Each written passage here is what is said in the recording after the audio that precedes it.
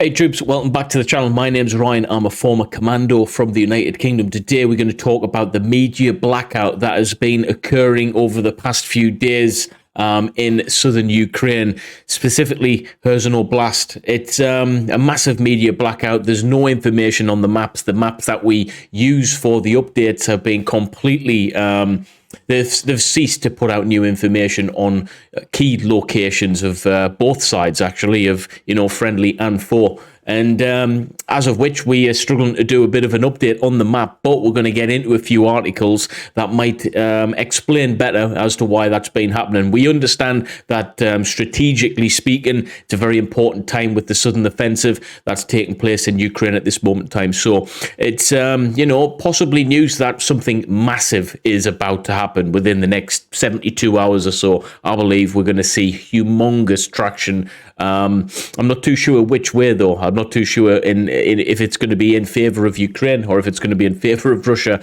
There's one thing for sure, something big is happening, guys. So let's stick around for the stream. If you're brand new here, please consider subscribing, hitting the notifications at all times, and like and comment everything else, guys. Let's just blast into this map. So we had a few days off anyway because we were busy over the weekend, and a few other things came out. And to be honest with you, it happened exactly at the point of when there was a media blackout, so we didn't miss much on the updates anyway. So in terms of what's happened since the 13th up to the current day in the 17th, even if we look at the 15th, they even missed out those days there between the 15th and 17th. There wasn't an update, so nothing going on via the map, although there's a lot going on. And the same for the south. This is the region we're going to be focusing on, Kherson Oblast.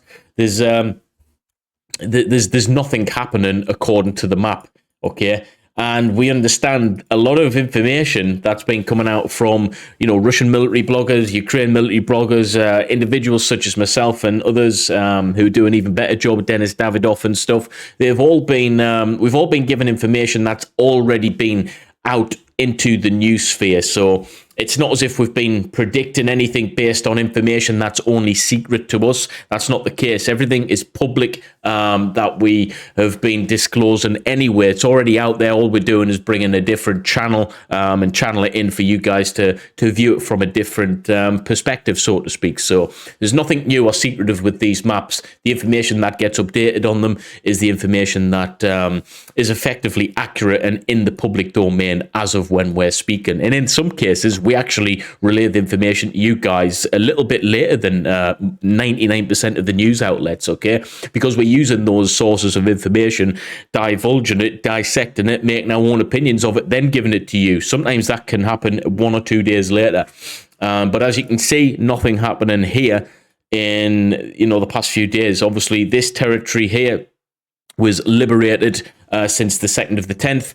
And if we look from the 17th, yeah, that's been liberated. It's not showing as blue. It's not showing any further movement towards Kherson Oblast area. What we were hoping for was some traction in this region, pointing towards my love. I know I'm pronouncing that wrong, but that's how it's spelled, and I'm English, and that's the way I'm going to say it. We were hoping for a bit more traction in this direction. Now, we understand that Ukraine was coming up against some more hastily opposition in this direction from Kherson Oblast compared to what was happening in the east, northwest Luhansk area. We understand that the fighting that was taking place is very different. Kherson Oblast is strategically important for Russia, so we've seen a little bit more of a drawn-out effort from Russia to be able to focus their troops and repel the counterattack. So I believe the fighting was quite severe in some of these areas, and it is quite dense in some of the areas leading right close to Kherson Oblast city centre. Okay, so a lot going on. We have I think there's going to be an awful lot of traction potentially on here. I'm going to read into some of the news outlets and hopefully give you a map update regardless in a video coming very soon of where we actually might be on this map. So my point is, I think they're probably making good progress.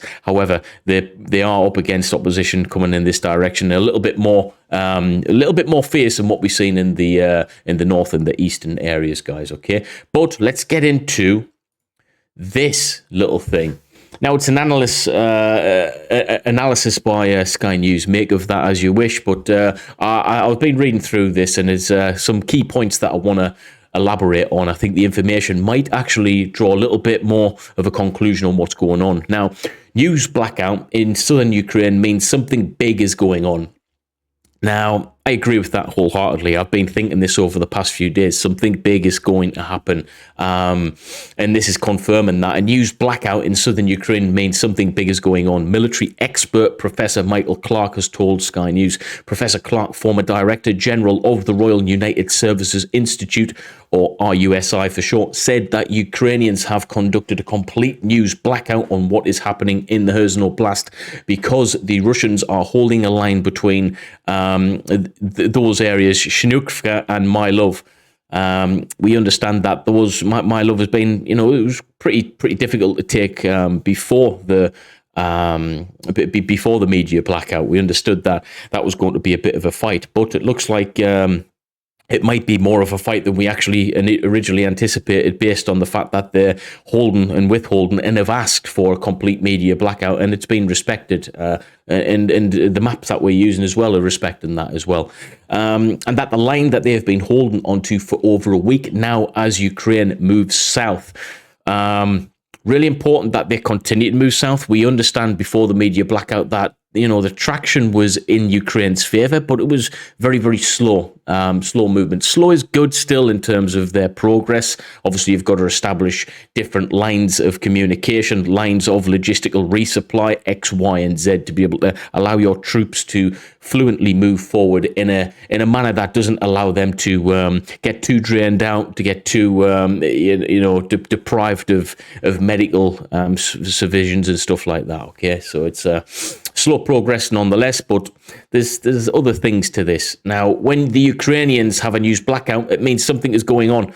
They have always done this before when there is a big offensive push, and we have seen that in the past when we just started getting back into these updates. We did see, that this has happened for a number of reasons. Now, the Russian individuals, strategists, XYZ, will be looking at information, even videos that we put out. Okay, all of that information will get collated, and they'll make of it as they wish. But the information that is out already is still pertinent to military strategy, because if it is low, if that military information strategically has been put out into the news sphere, and you can see it on a deep state map where the locations are and stuff, what that does is it gives Russia an opportunity to be able to counterattack that with different means. Okay, so I'll give you an example. In Liman, we understood when Ukraine was pushing into that, if we had information to suggest that Ukraine was imminently going to do that, then Russia could potentially, facilitate the means of their artillery systems to be in place when that push is allegedly going to happen. So we might not think of the bigger picture of it being too problematic, but it can actually cause problems strategically on the ground. So there is a big push going to happen.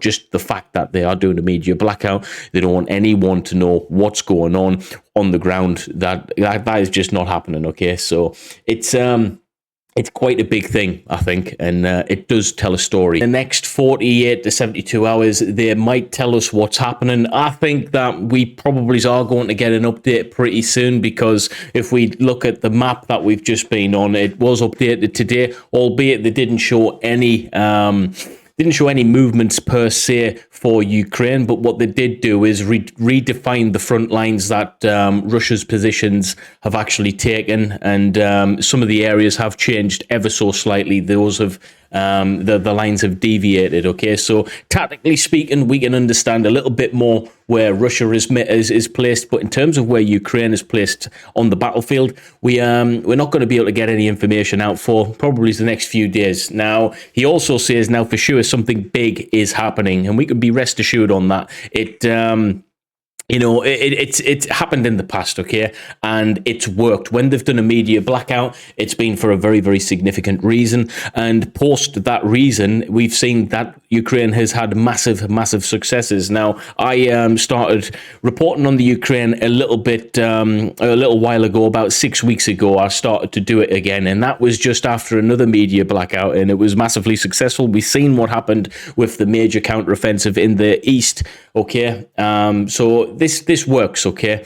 Now, he also said stand by for some more interesting information. He's guessing on the front line between Mylov and Shinhuravka. I think that's how you pronounce it. It's this one here, Shiwarivka. Yeah, I struggle to pronounce these guys. I apologize.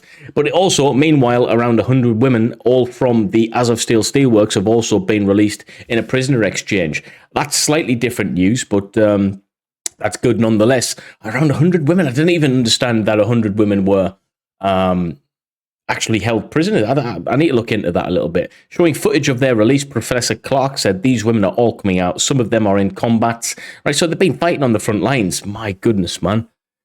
They might have been given those combats, but they are walking in line. They are coming out and almost marching. They are coming out in order. They are making a point. We are women from the Azovstal Steelworks.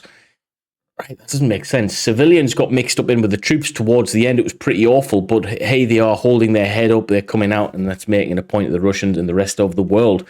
So a bit of a curveball. That we were talking about the media blackout, but then 100 women from the Azovstal Steelworks. I don't think they're soldiers then. By what I'm saying, it's the steelworkers, but they've been released from a prisoner exchange. I don't know how that's working, guys. If anyone can let me know in the comments, that would be great. But in terms of where we're at on the media blackout, hopefully in the next few days we'll be able to give you a bit more of an update. I am going to do a little bit more research after this video and get something else out to you guys as well. But if you have made it to the end, please like, share, and subscribe to the content. I really need the views to be getting back up where they used to be, guys. So please watch as long as you can. Go and watch some of my other videos. Share them out far and wide. And yeah, wherever you are in the world, stay safe. And I'll see you in the next video, troops. Peace.